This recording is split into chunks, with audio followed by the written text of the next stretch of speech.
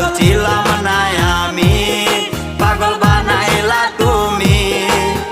রাস্তার পাগল বানাই দিয়া কই গেলা তুমি।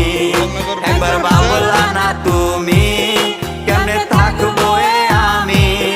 তুমি তোমার মতো খুইলা নিলা সুখের তরি। ইরানে যাবে কি ইসরায়েলের সাথে যুদ্ধ করে তারপর বাড়ি আসবে।